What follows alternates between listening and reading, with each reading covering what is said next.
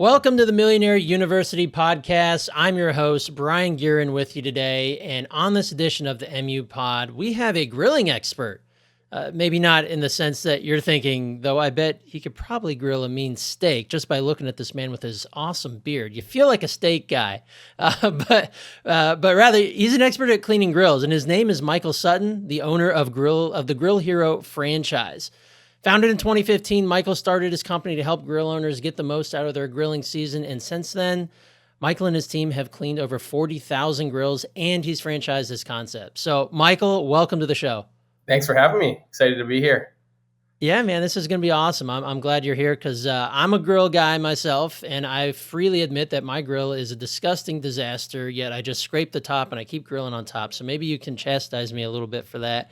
But the main purpose we're having you here today is that we're going to jump in and examine your business all the way from your origin story in the startup phase through your growth phase to the point where, you decided you were onto something. Then you decided, hey, this is something we can franchise, and everything in between, like your logistics, your margins, revenues, team, processes, you name it.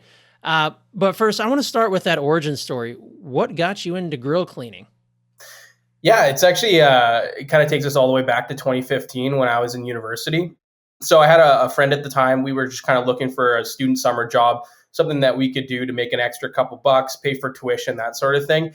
And we actually came upon the idea because my parents were looking for someone to kind of come and get their grill cleaned, and they really couldn't find anyone in the local area. My parents are kind of like our ideal customer, where they love barbecuing, but they hate having to deal with kind of the mess that it leaves behind. So we kind of just saw the opportunity there. There was demand for it, no one to kind of service it, and so we kind of just started going and knocking on doors and just pretending like we knew what we were talking about, started, going out canvassing, started, talking to homeowners and people who love to barbecue. And on the first day we went out door to door selling, we got 5 sales. And it kind of just, we had the big kind of idea light bulb kind of pop up in our head there that we were onto something, and we had a pretty cool opportunity. I think that's possibly the most fun part of entrepreneurship is when you go out and you get that proof of concept, and then somebody gives you money in exchange for it, and you're like, light bulb. All right, we're on to something, right? Exactly. And then we were like, okay, now we have to figure out how to actually clean a barbecue. Yeah, then you got to go do the work. That's the back half of it. Exactly. All right, so you go out, you get those first 5 people to pay you. I guess let's start there. How did you, cleaning a grill, it doesn't sound like rocket science, but you got to do it right and you got to do it well. How did you kind of devise how to go about your work? Exactly. So we started where everyone starts, YouTube, started looking up videos, trying to figure out, okay, what do other people kind of do to do this? We took our parents' barbecue and some friends' family, started testing it out. The first time we cleaned, it took like 8 hours and we did a horrible job. So we just kind of constantly kept trying it, figuring it out, going to the local hardware store, picking up different supplies. And then we just went out and started, practicing on customers' barbecues. At the time, we were charging a lot less than we are now. So the quality of work might have not has been where, we are obviously 8 years later. But, we kind of just gave it our all, put in the work, spent, tons of extra time figuring it out. And throughout our first summer, we just knocked on doors and did that, kept reiterating the process, improving it, testing out different supplies, different processes, procedures. And, by the end of the summer, we had 300 customers, a pretty, decent sized local business, a couple extra dollars in our pocket going back to university. And we had a pretty decent, process and a good way to do things moving forward. Wait, so in one summer, you went from 0 customers and an idea to 300 customers, a couple bucks in your pocket, and a full-fledged local business. Yeah, and we didn't do any paid advertising or anything like that. All we had was a basic, Wix website and door-to-door sales. That was it. Through door-to-door and our network, that was how we acquired all of our first 300 customers. Wow. So in the early stages there, in your first weeks and months there, was it like 2 days a week you're out canvassing, knocking on doors, and 3 days a week you're doing the work? Or how did you organize that? So we would typically do about 4 barbecue cleanings in a day. So we would do our 4 cleanings. We'd enter about 5, have a quick bite to eat at Tim Hortons or something at McDonald's. And then we'd go out canvassing from, 5:30 until it was dark out. And we did that every single day throughout the summer. So we just, tried to maximize the amount of time we had. And, we were pulling 12, 14-hour days every single day for, 3-4 months. Wow, wow, I love the hustle. Okay, so you're back to university. So I should say you're in Canada. We call it college, you call it university, you call it a barbecue, we call it a grill. But all Yeah, the right. same Tim thing. Hortons So and stuff, so. yeah, but the Tim Hortons gave you away. That's what it was. Yeah, Uh, all right, so you're back to school, um, and you have 300 customers in the bag. What were your guys' thoughts? We were like, okay, we're going all in on this, and clearly that's what happened. But it must have been a seasonal business. Maybe it sounds like it could still be a seasonal business, depending on where you're operating at. But that next year, did you guys come back full force and you're right back in it, or how did you keep the ball rolling? Yeah, so I went back to university, went into classes and courses and all this stuff, and we just we we shifted a lot. We were both really good students in first year, and then second year came, and we put all of our time, attention while we were at school on growing the business. So the grades definitely suffered, but we were lucky enough to get into like the entrepreneurship program through our university. They gave us some funding, some mentorship, got us involved with the local innovation center. So through that process, we kind of professionalized our business, started putting processes in place, had some local mentors who were helping us with things, and we did a rebrand and all kinds of things to kind of just professionalize, revamp our business pricing structure. So we pretty much spent our entire time at university that year just like working on the business.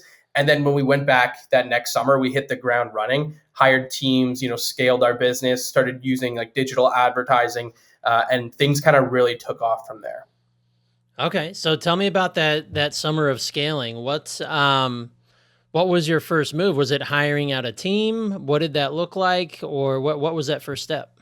Yeah, we hired out a bunch of our friends who were looking for summer jobs. Right, we were talking about our business at university. Everyone wanted to kind of get involved, so we hired I think four friends of ours, and we like would just kind of like drive them out to job sites, and then we would focus on like the sales, marketing, working on the business, and then we launched Google advertising to take us kind of the next level. Set up good campaigns on Google Ads, and kind of launched our budgets there, and then worked on a bunch of other things through like our branding, better uniforms, and then we would still do a lot of the door to door and canvassing as ourselves.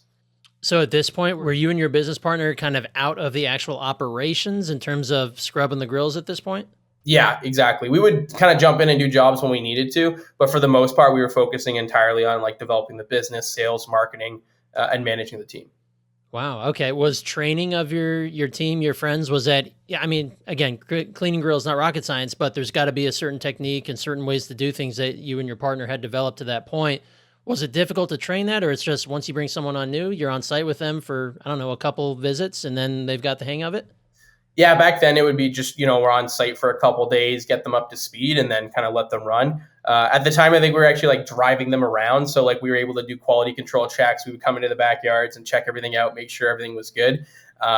So we had a pretty close kind of handle on the operation since we were still so close to it, and we were still like only 2 years in, so our processes, procedures, quality control stuff was like nowhere near where it is now. Wow. Okay. I like that. I like that. So you're a couple years in now. You've got a team. You've got processes.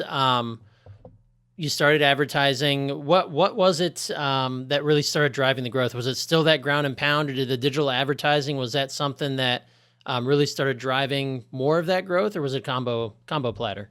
It's the combo, and it's something we preach to our franchise partners now all the time. Is doing both very well is the recipe for success. So you don't just rely on digital, you don't just rely on neighborhood canvassing and local marketing. You do both of them at the same time, and it creates like a super magical effect that exponentially grows your business. So people would see the lawn signs, they'd see the flyers, they'd have conversations with us in person, and then they'd see our Facebook ads, or they'd look us up and they'd find us on Google. So kind of those two things combined led to a pretty great growth year for us. Did you guys have kind of first movers advantage? Was there any other businesses out there doing what you were doing, or are you kind of the first on the scene? We were the only one. So we had some competitors at the time, but they would only operate in Toronto. Like they weren't going outside of Toronto at the time. So we were kind of owning our local market in Oakville, Mississauga, Burlington area in Ontario there. So kind of in the suburbs, higher net worth area that we were targeting. And our competitors hadn't even like gotten the idea to come out there. So we were the only ones offering it. What we were really doing when we were selling is like teaching people about the service. Like no one even knew it existed. They had the need, they had the demand, they had the dirty grill in their backyard, but they didn't know they could hire someone to do it, something that they either neglected completely or did every couple years and didn't enjoy doing it, took a long time, got super dirty, didn't do a great job. So yeah, it was something that we were just kind of, getting out there about the service, and we were the only ones reaping the benefit of that because there was no competition. Yeah, I love that. So how did you decide what to charge, especially starting out, but then as you started growing, was it just, hey, this costs this amount and let's see if it Yeah. works? We started like really low. So we started, I think, at like $80 that we were charging. And then each like multiple times a year, we were raising it up to see like where that level was. So I think by the end of the first summer, we got to like 120. And then third year or second year, we would have got to like 160. And then we just kept going up to see where the resistance level was. And we never really hit it. Wow. Um, Did it get to a point where were you charging the same for any grill of any size, or is there? And maybe this is a question for later down the road. Now that you're 10 years into this, almost, but does it depend on the size of the grill at all? Yeah, that's how we do our quoting. Is it's based on barbecue make and model, right? So we figure out exactly kind of what barbecue grill do you have, then we can do a quote for that right over the phone, right on the spot. Okay. Yeah. And did you guys ever need or have or want to take advantage of startup capital, or was it all bootstrapped? How did you guys get off the ground? I know you started real basic, you're just canvassing, and probably the startup cost was pretty low there, but once you started growing, what did those expenses look like? Yeah, we just bootstrapped. Like I mentioned, we got involved with our school's like entrepreneurship program. They actually like gave us a grant for $10,000. So at the time, that was like all the money in the world as like starving students, and we put all that right into the business, and that was really our kind of like seed capital. The rest we were just bootstrapping through doing the jobs, reinvesting any earnings back into the business. Wow. So then I imagine once you start getting more and more jobs, you start getting a little more free flowing capital in order to, because you have to buy trucks, you have to buy equipment.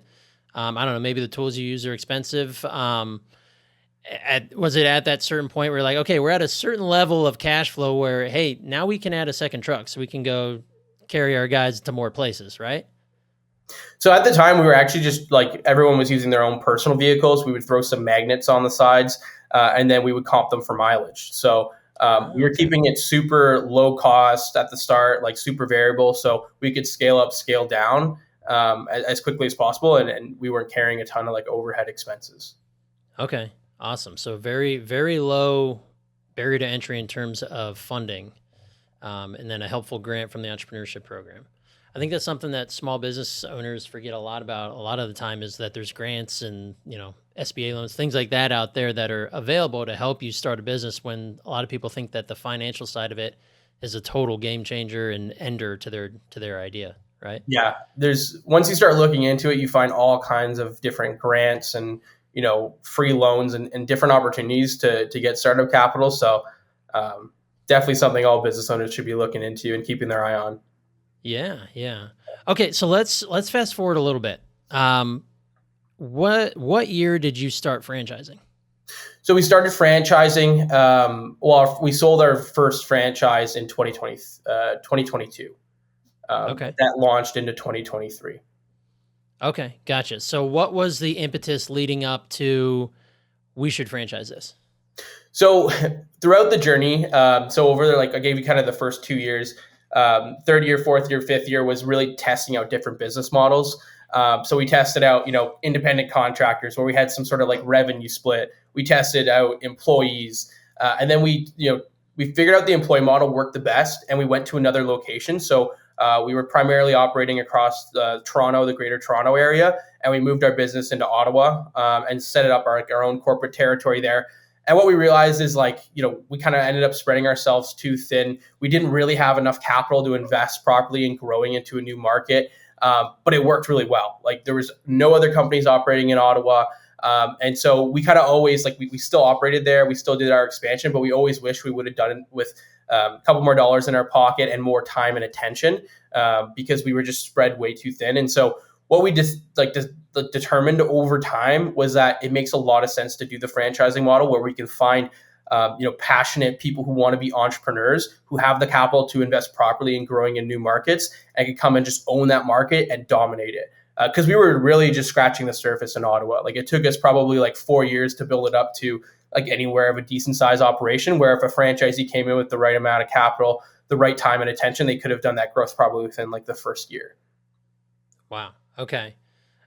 So deciding to head into franchising as opposed to just growing organically and growing your own corporate, it's a little more, sounds like it was more time and capital intensive to do it on your own when you could go essentially spread your wings and find people who want to be entrepreneurs or other entrepreneurs who are out there that could also aid with the startup capital and kind of, presumably have that experience enough to know what it's like to own a business and just be handed the keys. And is it kind of like a business in a box and they're Exactly. ready to roll? Yeah, we've dialed in the processes, procedures.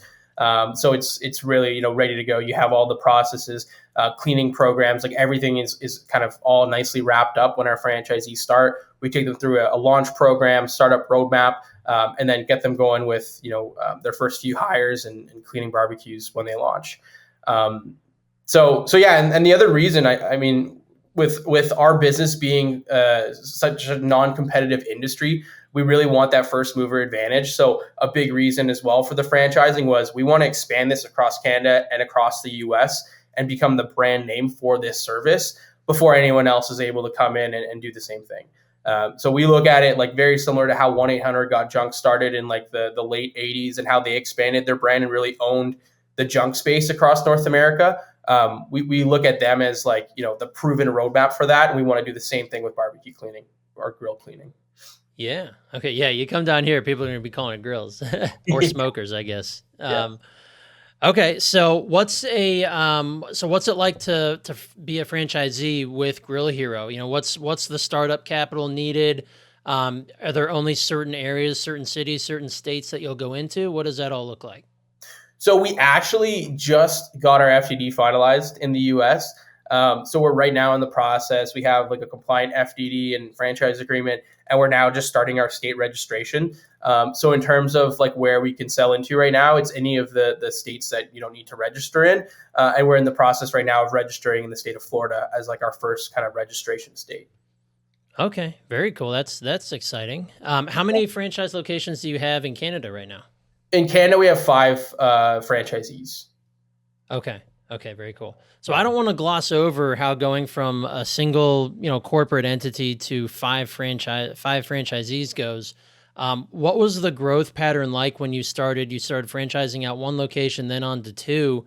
Did it get easier and easier because you built out systems and processes, or was it an extreme learning curve with, especially the first one, but then any of them after that? So our first franchisee, I would say we got really lucky with. He was actually one of our internal managers, so he knew the business super well. We worked really well with him, and so he gave us a really easy job when he became our first franchisee. He already understood everything. He knew the cleaning process inside and out. Did great quality of work, didn't cause any issues, and worked really closely with us on developing the systems and processes. So we kind of limited our first year to just, okay, let's just operate, let's get one franchise going. Let's figure it out. Let's tweak things. And then we launched to 3 additional locations the next year. And so that was a really good foundational year for us to really like dial everything in, get the training program up to speed, get everything kind of, improved to the level that we wanted it to be to really start going like bigger and bigger with our franchising program. And so then that next year we brought on 3 new franchise locations. We had everything ready to go, right? We had the ops manual dialed in. We had the training dialed in.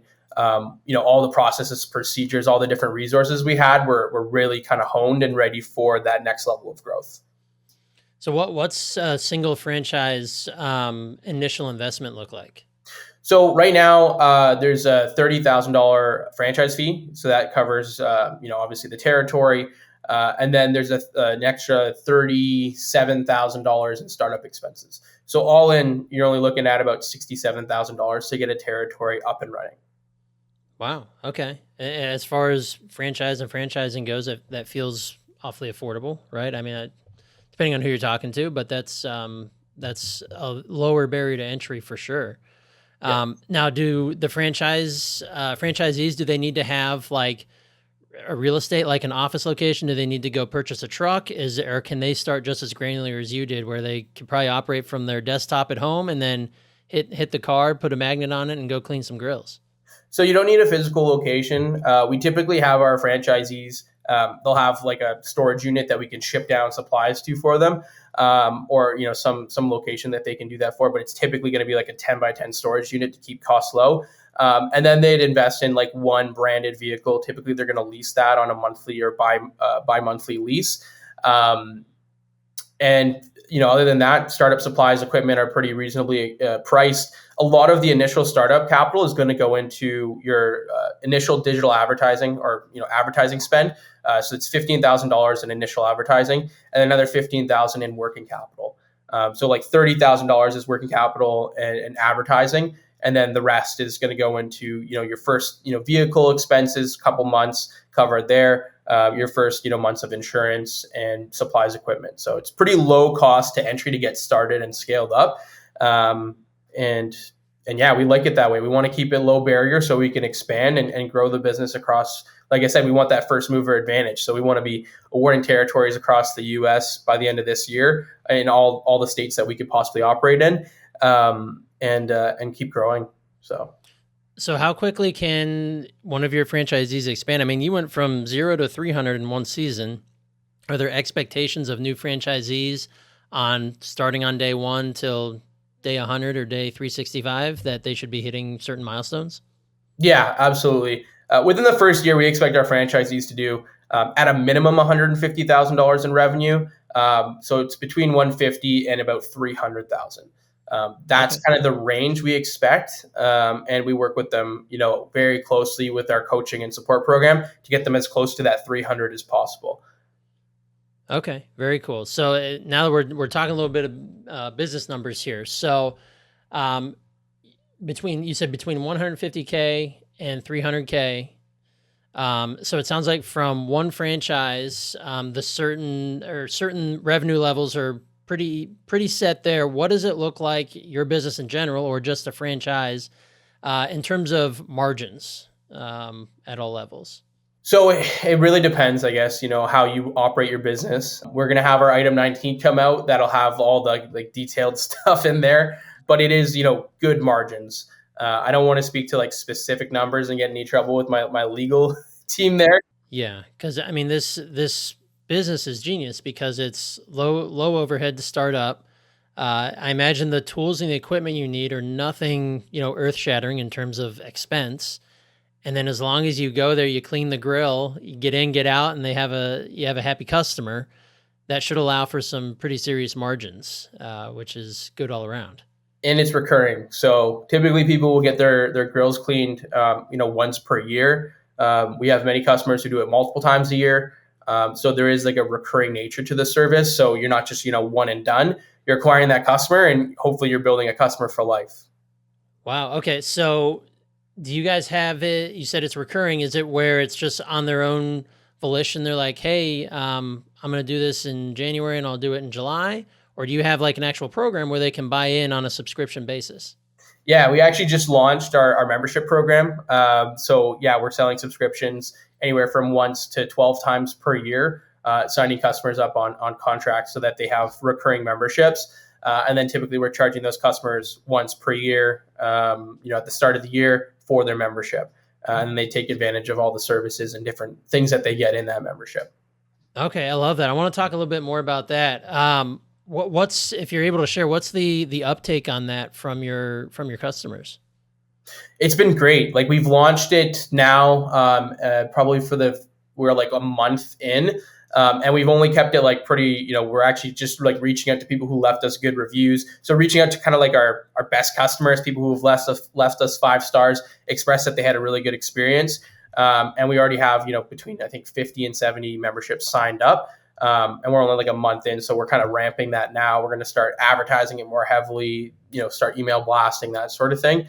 But initial reaction is people are really excited about it. So Okay, that's awesome. So what's the average ticket price on this? If you're doing just a one-off grill, I know it's based on size, but if you conglomerate them all into one pot and average them down, what does an average invoice look like? And then I'll ask that same question about the subscription model too. yeah, so what we've seen in average job size is about 275, and we're obviously constantly working on increasing that. But for your typical average, grill cleaning, that's what it looks like.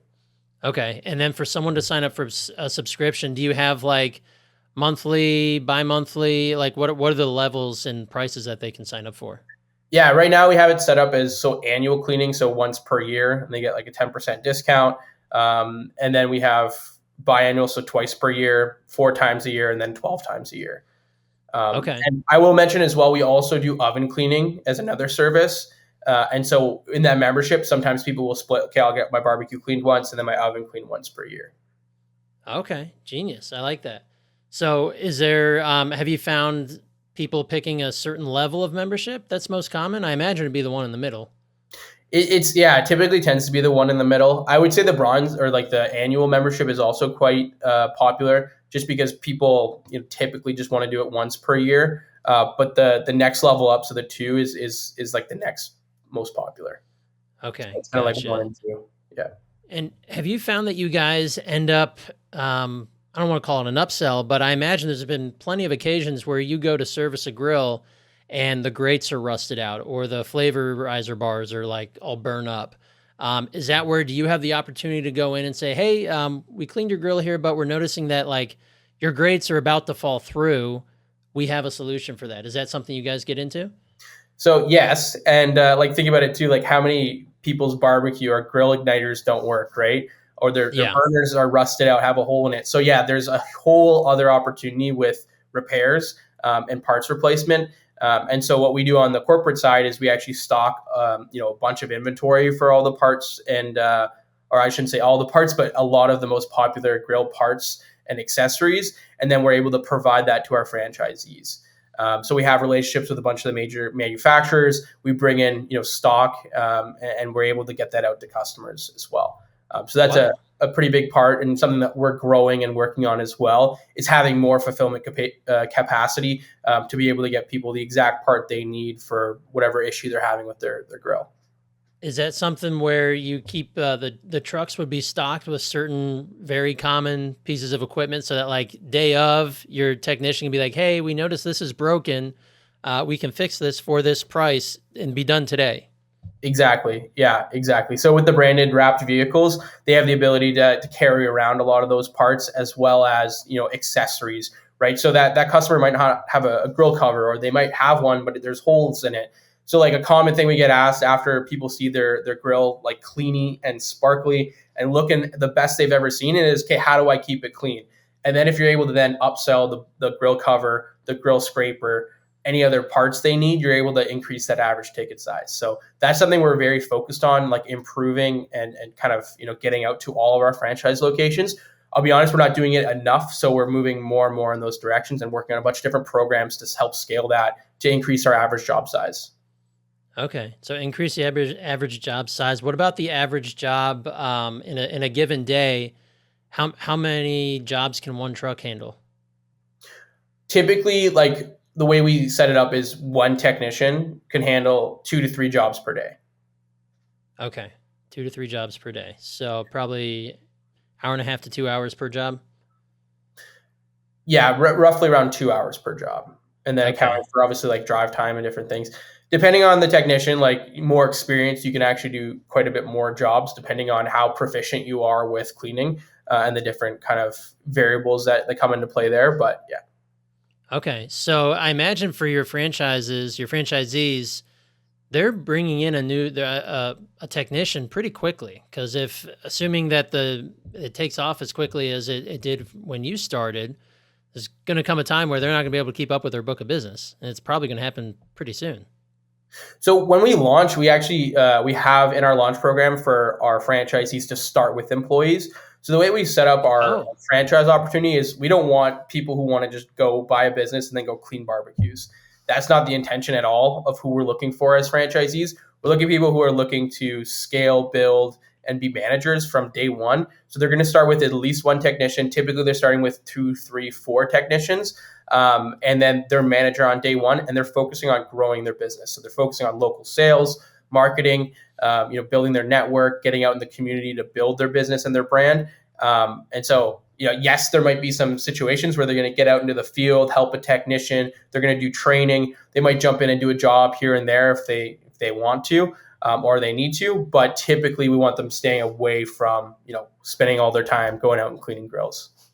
Right, right. Yeah, that would be I imagine if you're looking to buy into a franchise, chances are you're not trying to actually do the actual production for very long.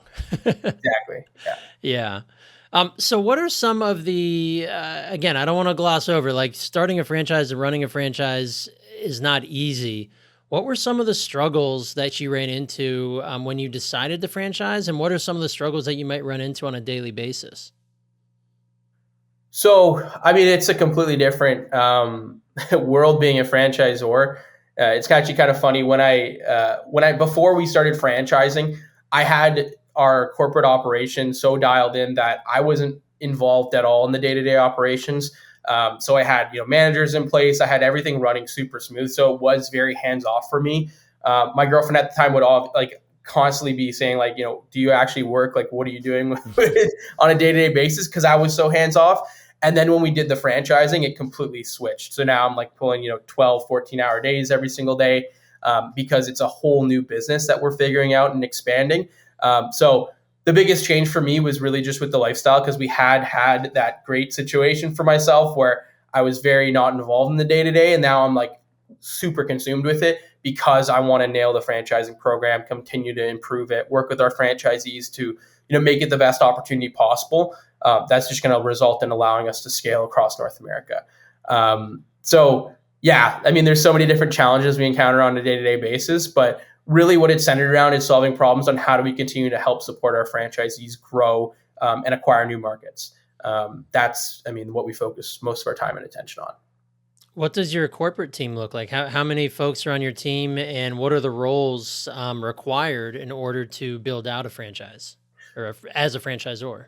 So at the height of our season, which in Canada it is quite seasonal. Like I mentioned, we do like oven cleaning and other services throughout the year, but barbecue or grill cleaning is still our main focus. So at the height of the season, we had about 70 technicians in our corporate store with a whole kind of we had 4 seasonal managers, 2 full-time managers in there, and some other kind of staff that helps with that. So yeah, a sizable operation in corporate. Sorry, what was your other question? Oh, I was just curious what your team looks like today in terms of now that you do have franchises. Who's all at the corporate level that helps get these franchises out there besides yourself? I know you said you're highly involved again now, but what does the help around you look like, and what are their roles in bringing more franchises to more towns and cities? Right, awesome. So the corporate square, like I mentioned, we have a pretty sizable operation. Then we have our general manager Matt, who runs corporate, so we can not be very involved in that at all. And then on the franchisor side, we have myself. I focus on kind of big picture stuff. I help with marketing as well, and then working with our franchise partners.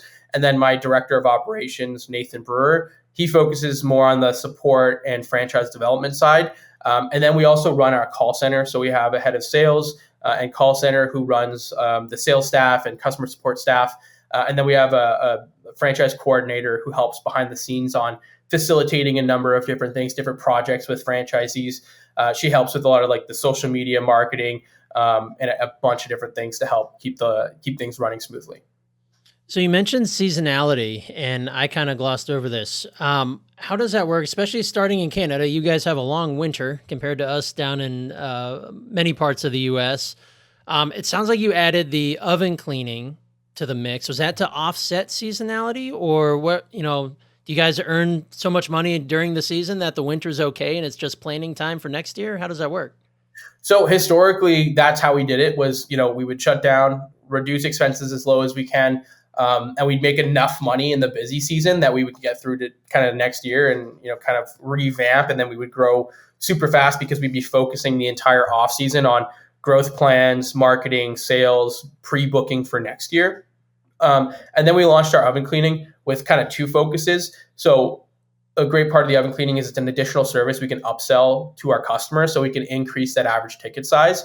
So you can go to a job, you can clean the oven, you clean the barbecue, and now instead of $275, you're at like $400 or $500.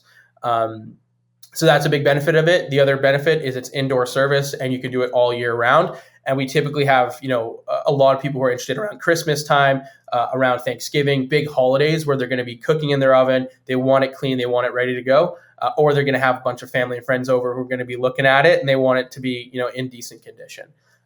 So those are kind of the two focuses of that. But throughout, obviously a lot of the US, we have different markets where there is no seasonality with the barbecue or grill cleaning, and you can get down and you can be doing it all year round. So we have a lot of experience on the seasonal side and how to make that work. And we're even more excited for, moving into states where there is no seasonality and we can really, hit the ground running, do it, like offer the services all year round. And it makes the model go from good to amazing. Yeah, I was going to say that, especially from about where I am in Ohio and south, there's no reason why this wouldn't be a year-round business because I still grill in the winter. Granted, it's a little bit less because we have about 2 months where it's really cold, pretty cold. But my grill's still a mess, and I might realize it in January, right? Yeah. So that's genius. I know you said your first thing you're working on is in Florida, so there's a good start. You got one of the warmest states in the union, so well done there. Okay, I like that. And then with the ovens, that's something where I'm sure mine's messy too. You guys go in, you basically you don't have to like reinvent the wheel. You've got probably the same equipment that you can clean the grill with, can go in and clean the oven. I imagine that's probably for roughly the same price and the same amount of time. It's a little bit lower price, but it's similar. It's very similar price, very similar time commitment. And like you said, this supplies overlap, so it's a really easy thing for us to do while we're at the job. As well as the training is very similar, right? It's a lot of the similar techniques and things that we're teaching the technicians for cleaning grills. So it's a great upsell opportunity, and it's a great way to increase that average ticket. Because like I said, you could be doing a grill cleaning, a grill repair, and an oven cleaning all at one job, and your ticket size could be $600-700 instead of $275. Right, right. Okay. Now I know I'm going to be hopping around here, but you also mentioned the marketing. So I know this is different at just about every franchise or franchisor that I've spoken to does it slightly differently. How do you guys handle the marketing for your franchisees, or are you more of a franchisor where you say, "Hey, kind of go do your thing. Here's kind of our ideas for marketing, but go do your thing," or is it all internal on the franchisor side for you, where they pay you a certain amount of money per month and you guys handle all their digital? So right now, the way that we're working is we are handling the Facebook and Google ads for our franchise partners. So they'll allocate spend and we'll help manage those campaigns either with partners that we're working with to manage them, or we do it internally. We are looking at the agency model where we have agencies come in and handle it, some more of the Facebook ads as well. But we're quite involved with it, right? So we're creating the creative through the brand fund. We're working with either the agency or internally to help optimize the ads to make them as good as possible, and then working with franchise partners to kind of bring their ideas to life if they have specific things they want to run in their area. So yeah, we don't leave them to their own devices to hey, go figure out digital, because it is complex, and it's honestly, it is very hard for them to just become a digital expert overnight and run good campaigns. So we support heavily on that side to help them get the best results. Okay, and especially, I imagine over all these years, you have a bit of a playbook in hand on the types of ways to advertise digitally that push results. Exactly. We have 4, or I would say 5 years of history, for example, on Meta Ads platform of okay, we've run all these different ads. We know what works, what doesn't work, what copy works the best, what different video works versus other types of video, images. So we have a really good system of, we know what works and what doesn't work, and we've applied that to a bunch of different markets, and it's always kind of been the same thing. So we know what works and what doesn't work, and we're able to pass that along to our franchise partners rather than just saying, "Hey, everyone, go figure it out and start from scratch." So what does your tech stack look like of the things that you invest in on the digital side? You mentioned Facebook and Google. Are there any other platforms that you guys advertise on, or other things that you use that would still technically be in the digital marketing realm, like email or text message or any of that? Yeah, so I would say Google and Facebook are our primary focus, and then we have email marketing is a big part of our mix as well, especially to drive repeat business and bring people back, get them on memberships, and other upsell opportunities. And then we do SMS marketing, and that's been very successful as well. those are kind of like our main focuses. We are looking into other platforms as well. So we're testing out things like Pinterest, LinkedIn, but we're, on a corporate side, just kind of testing out different platforms constantly to see, okay, what works, where can we get a really good cost of customer acquisition, and start diverting more budget to, but keeping our franchisees sticking with the ones we know work until we're able to prove some of the different platforms. Right, right. And then do you guys do a lot or do you handle the Google business profiles for your franchisees and the automation or the review automation? Do you use automation for review getting or is that kind of up to the franchisee to go acquire those 5-star reviews? Yeah, so we use a software called Nice Job, and they've been, honestly amazing for getting reviews. I think our average franchisees like gotten like over 100 reviews this year alone. I think across our locations, we've probably gathered like 14 to 1,500 5-star reviews this year. And so it's been awesome using Nice Job for that. So we set them up with our Nice Job system. We have like a franchise wide discount that they use. And then we're able to manage we like have access and we help manage their Google My Business, and we set that up for them from the get go. And then they have access to it to update. So they'll update, obviously, if they need to update hours or add additional images, pictures, text, different things like that, they're able to be in there and doing what they need to do to help improve and grow it. Yeah, very cool. I know obviously Google services, Google business profile being one of the small but possibly mightiest thing that a small business can do to help grow their visibility and get more phone calls, more inbound calls leading to more business. Yeah, exactly. Yeah, it's awesome. All right, so what's coming up for Grill here? I know you're launching into the US here. That's got to be incredibly exciting. What are your plans for the next 12 months, 2 years, 2 to 5 years? What does it look like for Grill Hero? So yeah, I mean, the most exciting thing for us right now is U.S. expansion. I think we've done a really good job to prove the market in Canada.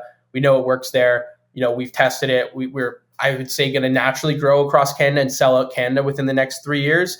The U.S. is really where the room for growth is, and the most exciting opportunities lie. So our main focus right now is let's get into some of the warmer states. Let's focus on Florida, Texas. We're actually going to just stick with Florida, Texas. That's what we're focused on. If we get other prospects from other areas across the U.S. and in good markets, obviously we're going to talk to them and we're going to look at setting them up. But we're really going to focus a lot of our time, attention on Florida, Texas, and try and grow as quickly as we can down into those states over the next 12 months. And then from there, once we have a good base, we'll start expanding out and shifting more of our marketing dollars and focus on the Fran Dev side across the entire U.S., targeting states that we know the business will do well in. And so, Okay. yeah, And U.S. expansion, that's going to be our focus, as well as like building the brand.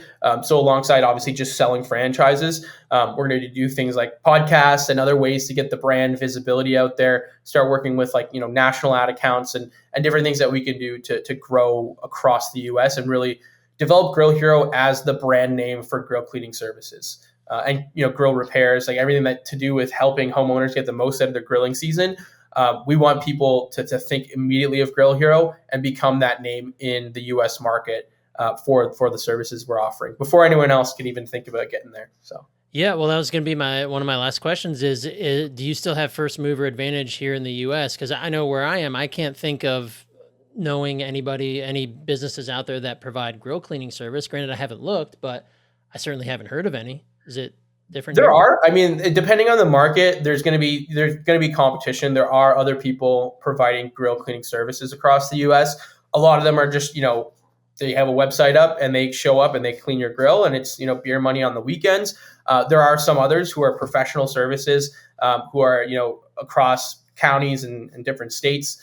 But there's no big brand in the industry. It's all kind of regional or mostly local players, a couple regional players, no one who's really brought it national. And so that's what we want to do. We want to get down and we want to bring it national, and do it well. Like make it a great opportunity for our franchise partners so they can expand, they can grow big businesses, they can acquire new territories, and they can really just enjoy it and love their experience of owning a Grill Hero franchise. Yeah. Well, like you said, you're going to be the 1-800-GOT-JUNK of grill cleaning, right? That's right. Yeah. I love it. I love it. Awesome. Well, Michael, this has been fantastic. We learned a whole lot about franchising, and especially in a niche market that is nowhere near saturated. Um, I want to make sure that all our listeners and viewers can get a hold of you if they want to either A, talk to you about possibly being a franchisee, or learn from you, learn what you're doing, or just connect in general. What's the best way to do that? Yeah, so if they're interested in franchising, they can go to grillhero.com, click start a franchise, and they'll fill out a quick form there. And then we'll get in touch with them, have a conversation, give them all the additional information they need to make a decision on if it makes sense to go forward, and take them through kind of our franchise development process there.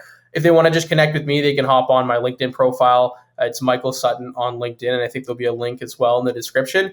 They can connect with me, and we can have a chat on LinkedIn, or just keep up. I post content there regularly about the business, so that's a good place to connect with me as well. Okay, awesome. I love it. Well, folks, you heard it here first. Go ahead and reach out to Michael, hit him up on LinkedIn. As you can tell, he's an awesome dude. And Michael, thank you for your time and knowledge today. This was a pleasure. I appreciate it, Brian. It's great being on. All right.